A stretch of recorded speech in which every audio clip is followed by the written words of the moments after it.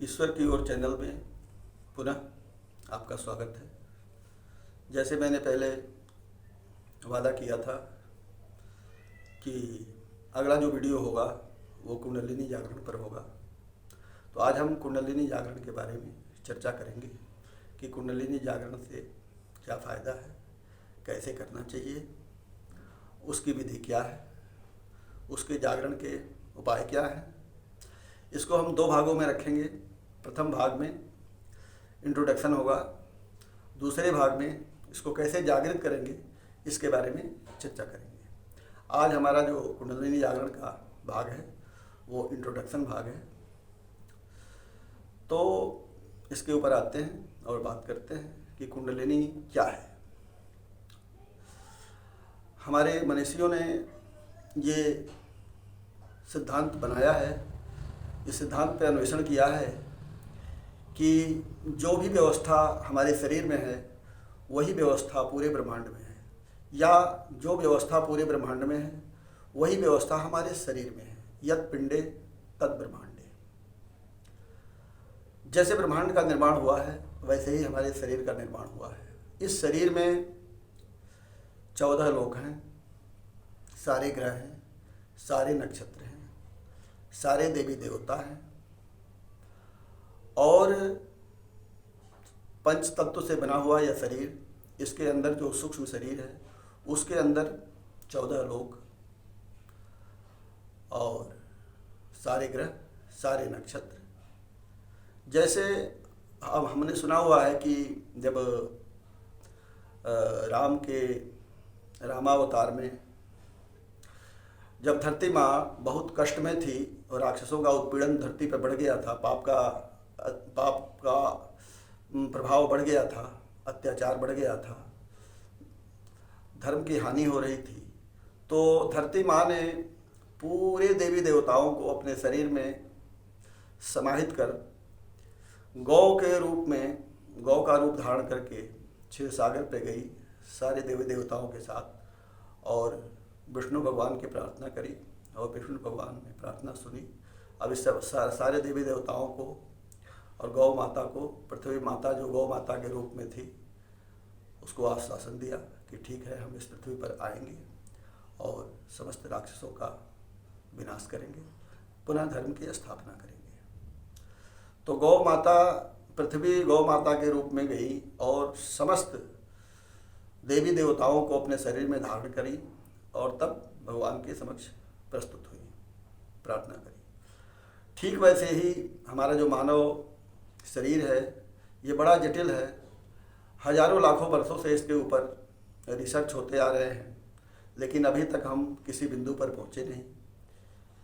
जो हमारे वैज्ञानिक हैं उन लोगों ने भी 2000 सालों से इसके ऊपर रिसर्च करते आ रहे हैं, लेकिन उनको भी उतना खास नहीं मिला जो जितना मिलना चाहिए। हमारे मनीषियों ने कुछ ज़्यादा ही रिसर्च किया था, वो बहुत आगे थे और उन्होंने ब्रह्मांड को भी देखा, हमारे शरीर को भी देखा और उसके हिसाब से उन्होंने सिस्टम बनाया। तो उसी के अंदर एक कुंडलिनी शक्ति है जो हमारे शरीर के अंदर व्यवस्थित है। हमारा जो सूक्ष्म शरीर है, स्थूल शरीर में तो ऑपरेशन भी करके देखेंगे तो कहीं ये दिखाई देने वाला नहीं है, ये सूक्ष्म शरीर में है, स्थित है और उसी शरीर के माध्यम से हमारे शरीर की पूरी क्रियाएं क्रियान्वित होती हैं। और जो हमारी कुंडलिनी है वह ब्रह्मांड से सीधा उसका कनेक्शन है, सीधा उसका संपर्क है। और हमारे शरीर में जब हम जन्म लेते हैं तो हमारे शरीर में वो आती है, हमारे शरीर के साथ ही होती है और जब हम मृत्यु प्राप्त करते हैं तो भी हमारे शरीर में ही होती है वो, और फिर वो सूक्ष्म शरीर में स्थापित होकर और दूसरे शरीर में चली जाती है। लेकिन वो हर शरीर में, मनुष्य के हर शरीर में वो कुंडलिनी माता होती हैं। कुंडलिनी को माता की संज्ञा दी गई है, शक्ति की संज्ञा दी गई है और परमात्मा को शिव की संज्ञा दी गई है। तो हमारा यह जो शरीर है यह शिव और शक्ति के माध्यम से, संयोग से ही चल रहा है। शक्ति जो है हमारी कुंडलिनी में, हमारी मूलाधार में स्थित है और जो शिव है वो हमारे सहस्त्रधार चक्र में सहस्त्रधार कमल में स्थित है। तो कुंडलिनी की जो यात्रा है वो मूलाधार से लेकर के शिव तत्व को प्राप्त करने तक सहस्त्रधार तक है, सहस्त्रधार तक चक्र तक है। जिस दिन कुंडलिनी सहस्त्रधार चक्र में स्थापित हो जाती है, शिव से मिलन कर लेती है, उस दिन हमारी मुक्ति हो जाती है, हमारे आत्मा का उस परमात्मा से मिलन हो जाता है और फिर हम एकाकार हो जाते हैं, समाधिस्थ हो जाते हैं और हमारी मुक्ति हो जाती है, हमारा निर्वाण हो जाता है। ये कुंडलिनी सामान्य रूप से थोड़ी थोड़ी जागृत रहती है, जिससे हमारे शरीर का निर्वाह होता रहता है। ये 100 में 2%, 4%, 5% ये जागृत रहती है, जिससे हमारा जीवन चलता है। और इसको अगर हम जगाते हैं, इसको हम जगाने का उपाय करते हैं, कुंडलिनी जागती है, तो इसमें बहुत सारे चमत्कार होते हैं, बहुत सारे आश्चर्यजनक सिद्धियाँ होती हैं। हम किसी लोक में जा सकते हैं, हम पानी पे चल सकते हैं, आग से पार हो सकते हैं, न हमारा पानी कुछ बिगाड़ सकता है, न आग कुछ बिगाड़ सकता है, न हवा कुछ बिगाड़ सकता है। इन सारी सिद्धियों को प्राप्त कर सकते हैं, लोक लोकांतर में विचरण कर सकते हैं और हम अपने पूर्व जन्मों के जितने जन्म हमने अब तक लिए हैं उन सारे जन्मों के बारे में भी सोच सकते हैं। आगे होने वाले हमारे जन्मों के बारे में भी पता चल सकता है, त्रिकालदर्शी हो सकते हैं। इसमें अणिमा, महिमा, लघिमा आदि जो अष्ट सिद्धियाँ हैं, नवनिधियाँ हैं, सब कुछ इसमें प्राप्त है। मतलब ये कल्प वृक्ष है कुंडलिनी। बस अंतर यही है कि इसको जगाने वाला चाहिए और इसको उद्दीप्त करने वाला चाहिए। इसके लिए हम कैसे जगाएंगे, इसकी चर्चा हम दूसरे सेक्शन में करेंगे। पहले सेक्शन में, इंट्रोडक्शन सेक्शन में आज यही करते हैं कि कुंडलिनी आखिर है क्या। हमारे शरीर में जो रीढ़ की हड्डी है, रीढ़ की हड्डी में 3 आध्यात्मिक नाड़ियाँ हैं। वैसे तो 72,000 नाड़ियाँ हैं इस पूरे शरीर में और मुख्य रूप से 7 चक्र हैं। इसके अलावे 108 चक्र हैं। मुख्य रूप से हम 7 चक्रों की चर्चा करते हैं और 72,000 नाड़ियाँ जो हैं वो हमारे नाभि से निकलकर पूरे शरीर में फैली हुई हैं और 84,000 जो रोमकूप हैं, इससे हमारे ब्रह्मांड से शक्तियाँ आती हैं हमारे शरीर में और उसमें से शक्तियाँ निकल के फिर जाती हैं। तो ये शरीर बहुत विचित्र किस्म का है, इसके अंदर बहुत कुछ है। तो जो हमारे रीढ़ की हड्डी में ये जो 3 नाड़ियाँ हैं, उसमें है ईड़ा नाड़ी, पिंगला नाड़ी और सुषुम्ना नाड़ी। ईड़ा और पिंगला दोनों नाड़ियाँ सूर्य नाड़ी और चंद्र नाड़ी के हिसाब से जानी जाती हैं। वो धनात्मक नाड़ियाँ और ऋणात्मक नाड़ियाँ हैं। और जब हमारे नाक के दोनों भाग से श्वास हम बराबर का लेते हैं तो हमारी ईड़ा नाड़ी और पिंगला नाड़ी दोनों नाड़ियाँ बराबर की चलती हैं और जब दोनों नाड़ियाँ बराबर की चलती हैं तब हमारी सुषुम्ना नाड़ी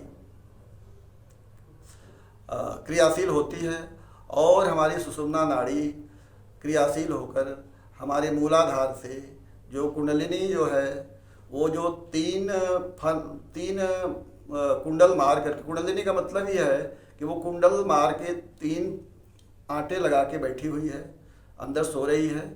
तो उसको हम जब श्वास प्रश्वास के माध्यम से जगाते हैं या हम ध्यान में जाते हैं, जब निर्विचार होते हैं, बिल्कुल शांत होते हैं, मौन होते हैं और श्वास प्रश्वास का चोट मारते हैं, तो फिर वो कुंडलिनी जागृत होती है। वो कुंडलिनी सांप की तरह वो नीचे से उठती है और धीरे धीरे धीरे धीरे सारे चक्रों को पार करते हुए हमारे आज्ञा चक्र पे आती है और फिर आज्ञा चक्र से सहस्त्रधार चक्र में जाती है, फिर सहस्त्रधार चक्र से फिर आज्ञा चक्र होते हुए फिर नीचे आती है। ऐसे ही साइकिल चलता रहता है और हमारे चक्र सारे जागृत होते रहते हैं। इन सारे चक्रों को जगाने के लिए सबसे पहले हम जो 3rd आई है हमारा आज्ञा चक्र है, उस पर हम ध्यान देते हैं। अगर हम नए हैं, हमारी उम्र 15 साल, 20 साल, 25 साल की है, तो हम मूलाधार से शुरू होते हैं और ऊपर तक के चक्रों को जागृत करते हैं। अगर हमारी आयु 40 साल, 50 साल, 60 साल है, तो हमारे पास इतना समय है नहीं, तो हम शॉर्टकट के रास्ते से चलते हैं और आज्ञा चक्र से ही हम ऊपर की यात्रा करते हैं। आज्ञा चक्र से ही अंदर की जो नीचे की ये चक्र हैं वो जागृत होते हैं हमारी आवश्यकता के हिसाब से, और फिर हम आज्ञा चक्र से ऊपर सहस्त्रधार तक चलते हैं, फिर उसको 10वें द्वार तक पहुंचते हैं। हमारा ब्रह्मांड से सीधा संपर्क होता है, सहस्त्रधार कमल खिलता है, चक्र जागृत होता है। आज्ञा चक्र से सहस्त्रधार के बीच में हम ध्यान की अवस्था में जाते हैं। ध्यान की अवस्था जो है हमारी वो है कि हम आज्ञा चक्र से पर हैं। समाधि की जो अवस्था है वो है कि हम सहस्त्रधार चक्र हमारा जागृत हो चुका है, सहस्त्रधार चक्र पे हम हैं। तो ये तो हमारी क्रिया हुई कि इसका फंक्शन क्या है। अब हम प्रत्येक चक्र के बारे में संक्षिप्त में जानकारी लेते हैं कि किस चक्र का क्या महत्व है और ये चक्र हमारे शरीर में क्या क्या नियंत्रित करते हैं, इनका स्वरूप क्या है। और ध्यान की अवस्था में हम जाएंगे तो हमें कैसे पता लगेगा हम किस चक्र पे हैं। तो इसके लिए एक समरी है कि सबसे पहला जो चक्र है वो रूट चक्र है, जिसको बोलते हैं मूलाधार। ये मूलाधार जो है हमारे रीढ़ की हड्डी सबसे अंत में अंतिम अवस्था, अंतिम स्थिति जहाँ है, जहाँ हम बैठते हैं और हमारा जो पीछे का हिस्सा पृथ्वी से टच होते होते रहता है दोनों नितंबों के बीच में, तो वो है सबसे लास्ट वाला जो बैकबोन का हिस्सा है नीचे का, वहाँ है हमारा मूलाधार। मूलाधार मतलब होता है कि मूल आधार, पूरे शरीर का मूल आधार जो है वो है मूलाधार। और इस मूलाधार से हमारे शरीर की सारी क्रियाएं नियंत्रित होती हैं, मन की और बुद्धि की नहीं, शरीर की भौतिक रूप से जितनी क्रियाएं हैं सारी मूलाधार के हिसाब से ही निर्धारित होती हैं। अगर हमारा मूलाधार खराब है तो हम रोगी होते हैं, हमारा मूलाधार अगर ठीक से काम नहीं कर रहा तो हम कोई न कोई बीमारी के शिकार होते हैं। और इस तरह से मूलाधार का फंक्शन होता है। मूलाधार का जो तत्व है वो पृथ्वी तत्व है, रंग इसका लाल है, तन्मात्रा इसका गंध है, बीज मंत्र लम है, लोक इसका भूलोक है, देवता इसके गणेश जी हैं, काली जी हैं, इंद्र हैं, तीर्थ जो है वो पृथ्वी का तीर्थ है, स्वरूप इसका हाथी का है, स्थान जो है वो बैकबोन के सबसे नीचे वाले हिस्से में है। प्रभाव इसका ये है कि ये अगर ठीक तरह से जागृत हुआ रहता है तो हमें धन मिलता है, वैभव मिलता है, रोजगार मिलता है, खुशी मिलती है, विश्वास मिलता है, शरीर हमारा निरोग रहता है। अगर ये खराब हो जाता है तो हमें क्या होता है, हमें हमारे शरीर में क्या प्रभाव पड़ता है कि मल द्वार से संबंधित बीमारियां होती हैं। जैसे बवासीर हो गया, हमारा मूलाधार खराब है तो हमें बवासीर की बीमारी हो सकती है। आलस से ज़्यादा आ सकता है, नींद ज़्यादा आ सकती है, लालची हम हो सकते हैं, क्रोधी हो सकते हैं, उदास रह सकते हैं, घृणा कर सकते हैं, एलर्जी होती है गुदा भाग में, गुदा से संबंधित जितने बीमारियां हैं सारी होती हैं। और हम ज़्यादा से ज़्यादा भोजन करते हैं। इसका जो स्वरूप है उसमें 4 दल के कमल हैं और कोष जो है इसको बोलते हैं अन्नमय कोष। जैसे हमारे 5 कोष हैं, अन्नमय कोष, इसके बाद प्राणमय कोष, विज्ञानमय कोष, आनंदमय कोष। तो इसमें जो कोष है वो हमारा मूलाधार अन्नमय कोष है। इसके बाद आते हैं स्वादिष्ठान पर। स्वादिष्ठान जो है वो हमारे गुदाद्वार और के ऊपर 1 अंगुल 1.5 अंगुल ऊपर जो हमारा जननेंद्रिय है, जिसका लिंग का स्थान है, वहाँ पर है स्वादिष्ठान। इसको स्करल चक्र बोलते हैं इंग्लिश में। तत्व है जल, रंग है नारंगी, तन्मात्रा है रस, बीज मंत्र वम है, लोक है भुआ लोक, देवता है लक्ष्मी, विष्णु और वरुण। देवता जल इसका तत्व है, इसलिए इसके देवता वरुण हैं, इसके साथ विष्णु और लक्ष्मी भी हैं। तीर्थ है, जो तीर्थ है वह स्वर्ग है, स्वरूप है मगरमच्छ का, स्थान पेड़ों के नीचे, लिंग के ठीक पीछे। प्रभाव है काम भाव, आत्मा में विश्वास और शत्रुओं से मुक्ति। बीमारी है जननेंद्रिय से रिलेटेड जितने बीमारियां हैं, गुप्त रोग जितने हैं, वो बीमारियां होती हैं इससे। अगर ये हमारा स्वादिष्ठान चक्र खराब है, ठीक प्रॉपर काम नहीं कर रहा। इसके बाद भय होता है, मृत्यु का डर रहता है, आदमी दुखी रहता है, कोई न कोई बीमारी, कोई न कोई लत, शराब पीने की लत, भांग खाने की लत, जुआ खेलने की लत वो आ जाती है। यौन इच्छा, काम की इच्छा ज़्यादा होती है, सेक्सुअल थॉट ज़्यादा चलते हैं, और ये इसका वो प्रभाव है। अगर ये खराब हुआ तो इसके 6 दल कमल का ये वो स्थान है और प्राणमय कोष है। स्वादिष्ठान कोष के ऊपर है मणिपूरक कोष, सोलर प्लेक्सस। इस मणिपुर चक्र जो है वो है हमारा नाभि है। नाभि चक्र को मणिपूरक चक्र भी बोलते हैं। तत्व अग्नि तत्व है, रंग पीला है, तन्मात्रा में रूप है, बीज मंत्र रम है, लोक स्वर्ग है, देवता ब्रह्मा सरस्वती और हनुमान जी हैं, तीर्थ देवतीर्थ है, स्वरूप भेड़ का है, स्थान नाभि के ठीक पीछे है, और पेट से संबंधित जो समस्याएं हैं, प्रभाव है वो होता है। संकल्प शक्ति अगर अच्छी है, ये मणिपूरक चक्र अगर ठीक से काम कर रहा है तो संकल्प शक्ति हमारी मजबूत होती है, समझने की शक्ति मजबूत होती है, ब्रह्मांड से हमारा संपर्क होता है। कुछ लोग नाभि चक्र पे ध्यान भी करते हैं और वो ध्यान उत्तम होता है, विश्व ब्रह्मांड में हम जल्दी से संपर्क स्थापित कर लेते हैं। तो और बच्चे जो पैदा होते हैं उनका नाभि से ही सब कुछ संबंध होता है। माँ का जो संपर्क है वो नाभि से बच्चे के साथ होता है। तो नाभि चक्र का अपना एक अलग महत्व है। अगर वो मणिपूरक चक्र खराब होता है, ठीक से प्रॉपर काम नहीं करता, तो बीमारी पेट की होती है, पाचन संबंधी बीमारियां होती है, भोजन पचता नहीं है और गैस की बीमारी होती है, इस तरह की बीमारियां होती हैं। इसके 10 दल वाला कमल है अपने मणिपूरक चक्र में। मणिपुर चक्र के बाद आते हैं अनाहत चक्र। अनाहत चक्र जो है वो उसको हृदय चक्र भी बोलते हैं, हार्ट चक्र भी बोलते हैं। इस अनाहत चक्र में कहते हैं कि परमात्मा का निवास, इस आत्मा का निवास इसी हृदय चक्र में है। परमात्मा का निवास इसी हृदय चक्र में है। तो इसका तत्व वायु है, रंग हरा है, तन्मात्रा स्पर्श है, बीज मंत्र यम है, लोक महलोक है, देवता वायुदेव है, विष्णु है, हनुमान जी हैं, तीर्थ समस्त तीर्थ हैं, सूर्यमंडल स्वरूप घड़ियाल का है, स्थान हृदय स्थल है। इसका प्रभाव है अगर अच्छा है, प्रॉपर अनाहत चक्र काम कर रहा है, तो हमारी भावनाएं अच्छी होती हैं, हमारे मन के अंदर प्रेम होता है, दया होता है, करुणा होता है, क्षमा होता है, और हम पूरे विश्व ब्रह्मांड को प्रेम के साथ देखते हैं। हमारा कोई शत्रु नहीं होता है, हमारे ध्यान की स्थिति भी अच्छी होती है और हम भावुक होते हैं। हम क्षण में रोने लग जाते हैं, क्षण में प्रसन्न हो जाते हैं, किसी को दया कर देते हैं, किसी को करुणा कर देते हैं। ये हमारे जो उत्तम भावनाएं हैं, ये सब हमारे अनाहत चक्र का, हार्ट चक्र का प्रभाव है।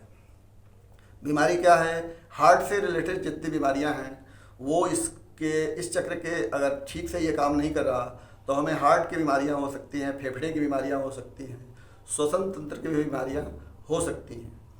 इसके 12 दल का कमल है। इस चक्र का जो स्वरूप है वो 12 दल के कमल वाला स्वरूप है। तो ये है अनाहत चक्र। अनाहत चक्र के बाद हम आते हैं विशुद्धि चक्र पे, थ्रोट चक्र। ये थ्रोट चक्र जो हमारा जो ये गला है, इस गले के ठीक नीचे ये जो है विशुद्धि चक्र है, थ्रोट चक्र जिसको बोलते हैं। तब तो इसका आकाश है, रंग नीला है, आसमानी है, तन्मात्रा शब्द है, बीज मंत्र हम है, लोक जनहलोक है, और देवता सरस्वती हैं, तीर्थ अमवारा देवता हैं, स्वरूप सफ़ेद हाथी का है, स्थान गले के बीच में, कंठमूल के पास। प्रभाव क्या है कि अगर विशुद्धि चक्र जिसका जागृत होता है वो प्रवक्ता होता है, कवि होता है, प्रवचनकर्ता होता है, संगीतकार होता है, उसके संगीत में लय होता है, और वह जब बोलता है इतने प्यार से बोलता है कि उसकी बोली को सुनने के लिए हजारों हजार लोगों की भीड़ एकत्रित हो जाती है और लोग घंटों प्रवचन सुनते हैं, जिसका विशुद्धि चक्र जागृत होता है। बीमारी क्या है कि गले की जो बीमारी, सारी बीमारियां गले की विशुद्धि चक्र की हैं। अगर वो ठीक से काम नहीं कर रहा तो गले में बीमारी होगी, गले में इंस्पेक्शन होगा, फेफड़े की बीमारी होगी, श्वास की बीमारी होगी, दम्मा की बीमारी होगी। भोजन, हवा, पानी, कान, स्वर, गला और थायराइड से रिलेटेड बीमारियां इससे होती हैं। ये 16 दल 16 दल वाला कमल इसका स्वरूप है। ये जो चक्र है, ये इसमें जो कमल के समान ही इसके चक्र हैं और इसमें 16 दल के कमल का स्वरूप बताया गया है। अब आते हैं हम आज्ञा चक्र पे। ये जो 5 चक्र थे ये हमारे पंच तत्व से रिलेटेड थे। भौतिक रूप से जो चक्र हैं, जो भौतिक नियंत्रण होता है हमारे शरीर का और हमारे विभिन्न लोकों का, भूलोक, भुवलोक, स्वलोक, महलोक,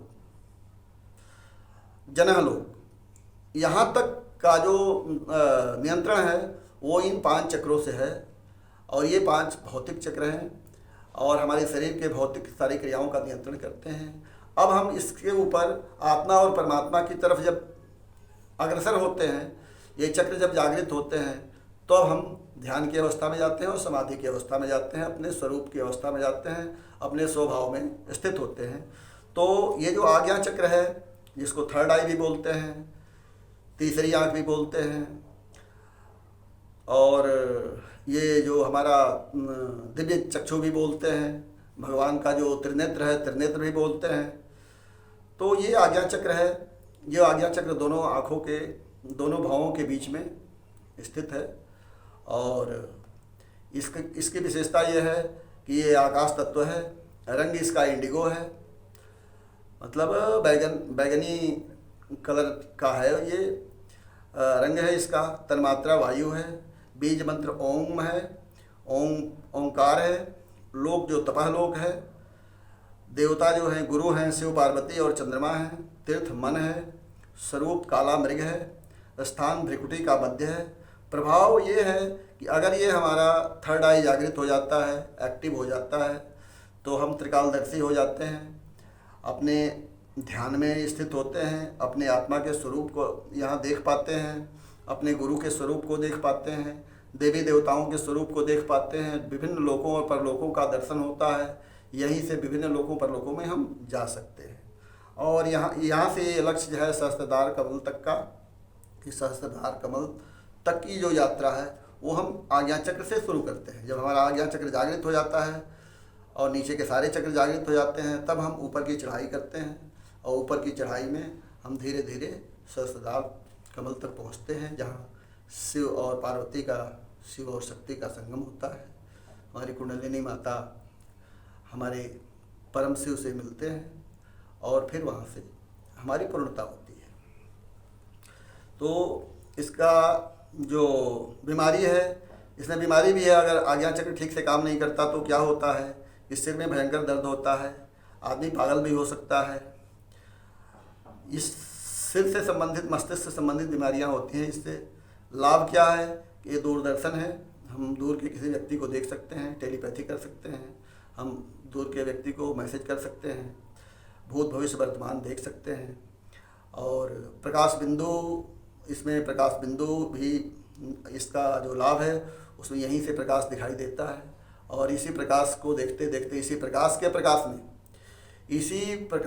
प्रकाश में घटाकाश में आगे की तरफ बढ़ते ये प्रकाश, यहाँ हमारा गुरु स्थित होते हैं, हमारे शिव जी स्थित होते हैं। और हमारे गुरु हमें यहीं से अपने साथ लेकर के और सहस्त्रधार तक जाते हैं और वहाँ से भी आगे के लोगों की यात्रा करते हैं। तो गुरु का जो मुख्य काम है वो यहाँ से शुरू होता है और फिर हम आगे की तरफ की यात्रा करते हैं। ये 2 दल का कमल है इसके अंदर, और 2 दल का कमल है। ओंकार इसका मंत्र है। ओम का जाप करते हैं तो हमारा थर्ड आई एक्टिव होता है। इसके बाद 7वां और अंतिम चक्र है सहस्त्रधार चक्र। क्राउन चक्र इंग्लिश में बोलते हैं इसको कमल मुकुट भी बोलते हैं, सहस्त्रधार भी बोलते हैं। सहस्त्रधार इसलिए बोलते हैं कि 1000 पंखुड़ियों वाला कमल, ऐसी कल्पना की गई है कि 1000 पंखुड़ियों वाला कमल है इस चक्र में। और ये चक्र हमारा सीधे, ये जो हमारा सिर का भाग है, जहाँ पर छोटे बच्चे पैदा होते हैं, तो ऊपर का सीधा मस्तिष्क जो होता है, जो बिल्कुल कच्चा होता है और धड़कता है, दिल की तरह धड़कता है, वही भाग है सहस्त्रधार कमल का। जब ये एक्टिव नहीं होता है तो ये कमल सूरजमुखी के फूल की तरह ऐसे लटका हुआ रहता है। लेकिन जब ये एक्टिव होता है तो धीरे धीरे जैसे छतरी खुलती है वैसे ही ऐसे खुलता है और खुल के बिल्कुल ऐसा हो जाता है, जैसे सूर्य की ओर ऊपर की ओर ऐसा दिखाई देता है। और जब ये एक्टिव नहीं रहता है तो ऐसे छतरी की तरह आपको सामने से, जब ध्यान की अवस्था में आप देखेंगे तो ऐसे दिखाई देगा जैसे कोई सामने खड़ा फूल हो, जैसे गेंदे का फूल फुला के और ऐसे लटक जाता है और ठीक सामने दिखाई देता है, या सूरजमुखी जैसे ठीक सामने ऐसे दिखाई देता है, ऐसे दिखाई देता है। लेकिन जब ये एक्टिव हो जाता है, कुंडलिनी माता जब मूलाधार से ऊपर की तरफ पहुंचती हैं और सहस्त्रधार की तरफ जाती हैं और ये जब एक्टिव हो जाता है तो ऐसा खड़ा दिखाई देता है। ऐसी कल्पना की गई है और ये कल्पना नहीं है, ये वास्तविकता है। जो ध्यान की अवस्था में गहराइयों में जाते हैं उनको रोज ही इसके दर्शन होते हैं, नित्य दर्शन होते हैं। ये सच है, इसमें कोई दो राय नहीं है। हम भी साइंस के विद्यार्थी रहे हैं, हमें भौतिक चीज़ों पर बहुत ज़्यादा विश्वास था, इन चीज़ों पर विश्वास नहीं था। लेकिन जब हम ध्यान की गहराइयों में उतरते हैं और जब इन रास्तों पर चलते हैं तो हमें खुद ब खुद पता लगता है कि ये जो हमारे ऋषियों मुनियों की खोज है वो बिल्कुल उत्तम खोज है और हम अपनी मुक्ति खुद कर सकते हैं और हम इसी शरीर में आत्मा का दर्शन कर सकते हैं, इसी शरीर में परमात्मा का दर्शन कर सकते हैं। यह शरीर विश्व ब्रह्मांड से कनेक्टेड है, एक बार अंतर्मुखी होने की ज़रूरत है। इसका जो चाबी है वो अंतर्मुख है, अंतर्मुखी हुए नहीं, ध्यान में गए नहीं और ये खजाना खुल जाता है और अंदर खजाना ही खजाना है। सॉरी, कितने ही हम ध्यान में के वीडियो में चर्चा कर चुके हैं, यहाँ खजाना ही खजाना है। यहाँ इतना खजाना है कि हम किसी लोक में, किसी परलोक में जा सकते हैं। यहाँ नूर है, यहाँ नाद है, यहाँ अमृत है, यहाँ सुख है, यहाँ शांति है, यहाँ सुगंध है। यहाँ 16 कलाएँ हैं। भगवान श्री कृष्ण की जो 16 कलाएँ थी वो सारी 16 कलाएँ यहाँ हैं और इसको प्रत्येक व्यक्ति सिद्ध कर सकता है। अगर उसे अच्छा सदगुरु मिल गया और उसने दीक्षा दी और उस गुरु के कहे हुए रास्ते पर चला तो गुरु का जो रोल है, गुरु का जो उत्तरदायित्व है वो हमारे आज्ञा चक्र से शुरू हो जाता है। बिना गुरु के हम कुछ नहीं कर सकते। और अगले हम भाग में ये बताएंगे कि कुंडलिनी को हम क्यों नहीं जागृत करते स्वयं, क्योंकि स्वयं जागृत करने में बहुत खतरा है। 11,000 वोल्ट के तार को हम अपने हाथ से, नंगे हाथ से यूं पकड़ नहीं सकते। 11,000 वोल्ट के तार को पकड़ने के लिए, 11,000 वोल्ट के तार से हमें अपने को फ़ायदा उठाने के लिए सॉरी, हमें ट्रांसफार्मर लगवाना पड़ता है। ट्रांसफार्मर से फिर हम अपने घर में कनेक्शन लेते हैं, वहाँ भी एमसीबी लगाते हैं।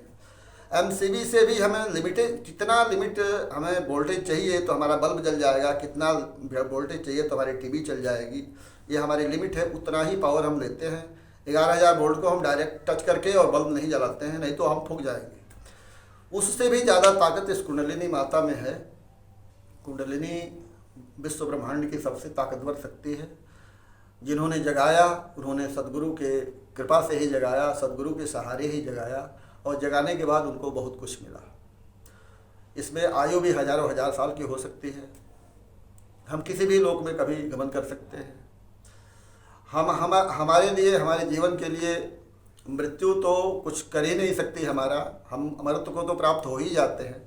हमारे जो पंच तत्व हैं, अग्नि हो गई, वायु हो गया, आकाश हो गया, पृथ्वी हो गई, जल हो गया, हमारा कुछ बिगाड़ नहीं सकते।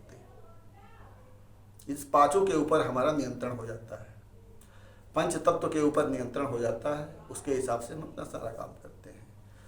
तो ये हमारी कुंडलिनी शक्ति है। ध्यान की अवस्था में जब भी हम जाते हैं और हम स्वरों की चर्चा करते हैं कि ध्यान में आप कभी भी बैठिए तो जो नाक में स्वर चल रहे हैं उन स्वरों का बिल्कुल ध्यान दीजिए। अगर स्वर सम नहीं चल रहे हैं और कुंडलिनी सुषुम्ना जागृत हो गई तो आपके किसी भी शरीर के किसी पार्ट को नुकसान पहुंचा सकता है। अगर चंद्र नाड़ी जागृत हो गई तो चंद्र नाड़ी का जो हमारी इड़ा नाड़ी है वो बाई नासिका है, नारी का स्वभाव है, अंतर्मुखी है, इसको चंद्र नाड़ी बोलते हैं और ठंडा स्वभाव है इसका, अति क्रियाशील है। और यह नाड़ी अगर चलती है तो आपके शरीर का एक हिस्सा नियंत्रित होता है। पिंगला नाड़ी जो है वो दाई नासिका की नाड़ी है, सूर्य नाड़ी है, गर्म नाड़ी है, इसको गर्म प्रभाव बोलते हैं, बहिर्मुख वाला है, अशांत चित्त वाला है, अति सक्रिय है, इसको यमुना भी बोलते हैं, इड़ा को गंगा, और जो पिंगला है इसको यमुना बोलते हैं। और यही गंगा और यमुना नाड़ियाँ हमारी आज्ञा चक्र में जाती हैं तो सुषुम्ना को सरस्वती कहा गया है, और यही गंगा यमुना और सरस्वती का संगम होता है आज्ञा चक्र पे। हमारे मनीषियों ने आज्ञा चक्र को त्रिवेणी भी कहा है, बैकुंठ भी कहा है, अमृतसर भी कहा है। और यहीं पर जब इड़ा और पिंगला नाड़ी सुषुम्ना नाड़ी से मिलती है तो प्रकाश उत्पन्न होता है, क्योंकि एक प्लस वायर है और एक माइनस वायर है और एक न्यूट्रल वायर है। तो प्लस और माइनस कभी भी आप देखते होंगे दोनों वायरों को जब आपस में ऐसे टच किया जाता है तो उसमें से विद्युत निकलता है। ठीक वही प्रभाव, वही व्यवस्था, वही विद्युत प्रभाव हमारे शरीर का है, क्योंकि शरीर भी हमारा भौतिक है बाहर से, तो विद्युत का प्रभाव जो है वो उसी प्रकार से है कि जब हमारे पॉजिटिव नाड़ी और निगेटिव नाड़ी दोनों वहाँ आज्ञा चक्र में जाके मिलती हैं सुषुम्ना के साथ, तो फिर वहाँ प्रकाश दिखता है और उसी प्रकाश के सहारे हम धीरे धीरे सहस्त्रधार तक पहुँचते हैं। और फिर वहाँ जो परम प्रकाश है वो सहस्त्रधार कमल, 1000 पंखुड़ियों वाला जो कमल है, जहाँ से दिन रात अमृत की बूंदें झड़ रही हैं, दिन रात प्रकाश निकल रहा है और हमारे अनंत ब्रह्मांड में वो प्रकाश जा रहा है। उस प्रकाश को हम देखते हैं, उस प्रकाश में सम्मिलित होते हैं, उस प्रकाश का अनुभूति करते हैं, उसी प्रकाश में विलीन हो जाते हैं, क्योंकि वही परम शिव का प्रकाश है, वही सत्य है, वही शिव है, वही सुंदर है, सत्यम शिवम सुंदरम, उसी स्थान को कहा गया है। उसी के बीच में एक मणि है जो सफ़ेद प्रकाश विकिरण करती है, और वह जो सफ़ेद प्रकाश है वो परमात्मा का प्रकाश है। उसी प्रकाश की खोज में हम रहते हैं और उसी को हमारे मणिपद भी कहा है। गौतम बुद्ध के जो बौद्धिस्ट हैं उन्होंने मणिपद भी कहा है, और बाकी अलग अलग ऋषियों मुनियों ने अलग अलग नाम दिए हैं, लेकिन हम शिव और पार्वती अर्धनारीश्वर का संगम मानते हैं, और वही आत्मा और परमात्मा का मिलन है और वही सहस्त्रधार है। इसकी साधना के लिए ये कुंडलिनी जागरण की साधना है। तो आज के लिए कुंडलिनी जागरण के ऊपर, कुंडलिनी के ऊपर परिचयात्मक रूप से आज इतना ही। कुंडलिनी जागरण कैसे करेंगे इसके लिए मैं दूसरे भाग में चर्चा करूँगा कि कुंडलिनी कैसे जागृत करेंगे, उसके लिए हमें क्या क्या करना चाहिए। ये बहुत टेढ़ी बात नहीं है, बहुत बड़ी बात नहीं है, ये बहुत सिंपल है, बहुत साधारण है। अगर हम ठीक तरह से सिस्टम में चलते हैं तो कुंडलिनी जागरण करना बहुत बड़ी बात नहीं है। हमने भी 94 में मध्य प्रदेश में भिलाई में एक कैंप लगा था। हमारे पूज्यपाद प्रातः स्मरणीय श्री श्री 1008 निखिलेश्वरानंद महाराज जी का कैंप था। नारायण दत्त श्रीमाली जी जो जोधपुर से हैं, जो सिद्धाश्रम साधक परिवार से के प्रधान हैं, उन्हीं के देखरेख में ये संस्था काम करती है। आज के डेट में वो नहीं है, वे शरीर छोड़ चुके हैं, लेकिन संस्था अभी भी चल रही है। तो मैं श्रीमाली जी से कुंडलिनी जागरण की शक्तिपात दीक्षा ली, और उसके बाद हम उसके ऊपर काम किए, जैसे उन्होंने कहा वैसे किए, और हमारे जीवन में उसका प्रभाव दिखा, भौतिक रूप से भी और आध्यात्मिक रूप से भी। और जो कुछ भी हम इसके बारे में हम बताते हैं, हम जो वीडियो देते हैं, वो हमारा अपना अनुभव होता है। हमारी जितनी पहुंच है, जहाँ तक हम पहुँचे हैं वहाँ तक की बात करते हैं। हम शास्त्रों के लिखी हुई कोई बात नहीं करते हैं। जितना हमारा ज्ञान है, जितना हमारा अनुभव है, हम सबको बताना चाहते हैं कि जो अंधविश्वास है हमारे भारतीय दर्शन के ऊपर, हमारे वेदों के ऊपर, हमारे उपनिषदों के ऊपर, हमारे पुराणों के ऊपर, लोगों का आज के इस कलयुग में धर्म क्या चीज़ है, भगवान क्या चीज़ है, आत्मा क्या चीज़ है, दर्शन क्या चीज़ है, सबको लोग नकारते जा रहे हैं। उस हिसाब से मानवता के लिए ये अति उत्तम साधन है हमारा सनातन धर्म, हमारे वेद, हमारे उपनिषद, हमारे ऋषियों की खोज, श्रुति, स्मृति, ब्राह्मण, जितने ग्रंथ हैं ये सारे ग्रंथ हमारे सजीव हैं और आत्मोद्धार के लिए हैं, जगत के कल्याण के लिए हैं। अगर इस रास्ते पर हम चलते हैं तो निश्चित ही ये पृथ्वी स्वर्ग बन सकती है और राम राज्य की स्थापना हो सकती है, क्योंकि हमारा सिद्धांत यही है कि सर्वे भवन्तु सुखिनः, सर्वे सन्तु निरामया, सर्वे भद्राणि पश्यन्तु माँ कश्चित् दुर्भाग् भवेत्। ये जितने बड़े बड़े ताकतवर लोग हैं जो अपने अपने देश के प्रधान हैं, प्रधानमंत्री के पोस्ट पे, राष्ट्रपति के पोस्ट पे, जिनके हाथ में सत्ता है, अगर हम आज भी कहते हैं कि अगर इन सबको आध्यात्मिक शिक्षा दी जाए और आध्यात्मिक ज्ञान दिया जाए, आत्मा और परमात्मा का ज्ञान दिया जाए, तो ये युद्ध कम हो जाएंगे। निश्चित युद्ध नहीं होगा, क्योंकि जब जब मानव सभ्यता शक्ति में आई है, जब जब राजा पूरी ताकत में आया है, तब तब युद्ध हुआ है। और युद्ध किसी न किसी स्वार्थ के वजह से ही होता है, ईर्ष्या के वजह से होता है, स्वार्थ के वजह से होता है। अगर हम मानवता के दृष्टिकोण से देखें और आध्यात्मिक हम बने तो हमारा कोई शत्रु है ही नहीं। हम तो सारे एक ही परमात्मा की संतान हैं, सारे एक भाई बहन हैं। तो हम किस लिए ईर्ष्या करें, किस लिए एक दूसरे की टांग खिंचाई करें, एक दूसरे का नुकसान करें। तो गौतम बुद्ध ने जो कहा, हमारे ओशो जी ने जो कहा, हमारे राम ने और कृष्ण ने जो कहा, विश्व बंधुत्व, वो बिल्कुल उत्तम विचार है। ऐसा ही होना चाहिए। पूरा विश्व हमारा परिवार है, सब उस परमात्मा की संतान है, हम एक दूसरे के अपने ही हैं। सब में, प्रत्येक जीव में वह आत्मा विराजती है, उस परमात्मा का अंश, और सब एक है। फिर काहे लिए युद्ध, काहे लिए द्वेष, काहे लिए लड़ाई झगड़ा। हम अज्ञानता में जीते हैं, अज्ञानता हमें स्वार्थ परक बनाती है, गरीबी में हम जीते हैं, इसलिए हम प्रत्येक चीज़ के लिए युद्ध करते हैं, प्रत्येक चीज़ के लिए लड़ाई करते हैं, संघर्ष करते हैं। अभाव और अज्ञानता ही संघर्ष का कारण है। आज अभाव और अज्ञानता समाप्त हो जाए, आध्यात्मिक ज्ञान मिले, हम एक दूसरे के दुख दर्द को समझें, अपनापन आए, तो कहीं युद्ध नहीं है, कहीं अशांति नहीं है। इसलिए हमारे मनीषियों ने कहा है कि सर्वम शांति शांति। शांति का जो पाठ है, जो वेदों में दिया हुआ है, जौ शांति, अंतरिक्ष शांति, पृथ्वी शांति, रापह शांति। हमारे मनीषी कितने विद्वान थे, कितने अनुभवी थे कि उनको पता था कि इस शरीर के अंदर जो 5 तत्व हैं, इन 5 तत्वों को अगर हम ठीक तरह से रखते हैं, ये 5 तत्व देव स्वरूप हैं और इनका नियंत्रण हम ठीक से रखते हैं, तो हमारा विश्व ब्रह्मांड बिल्कुल सही सलामत चलेगा, हमारी पृथ्वी बिल्कुल सही सलामत चलेगी और सब कुछ सृष्टि का काम विधिवत होगा। इसीलिए उन्होंने सबसे पहले कहा देव शांति, अंतरिक्ष शांति, पृथ्वी शांति, रापः शांति, औषधय शांति, वनस्पतय शांति।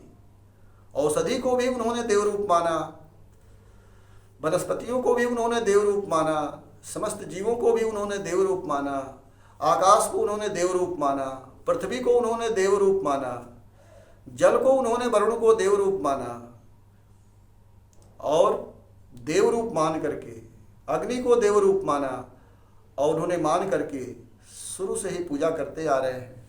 और हमारे शरीर में भी इनका जो कॉम्बिनेशन है वो बिल्कुल सेट है, तो हमारा शरीर निरोग रहता है। और बाहर के वातावरण में भी अगर ये 5 तत्व ठीक तरह से काम कर रहे हैं, अपने नियंत्रण में हैं, अपने अनुपात में हैं, तो ना आंधी आएगी, न भयंकर बरसात आएगी, न भूकंप होगा, न प्रलय होगा, ऐसा कुछ नहीं हो सकता। ये हमारा जानना है, ये हमारा मानना है। तो हम विषयांतर हो रहे हैं, इसलिए हम इस विषय को यही समाप्त करते हैं।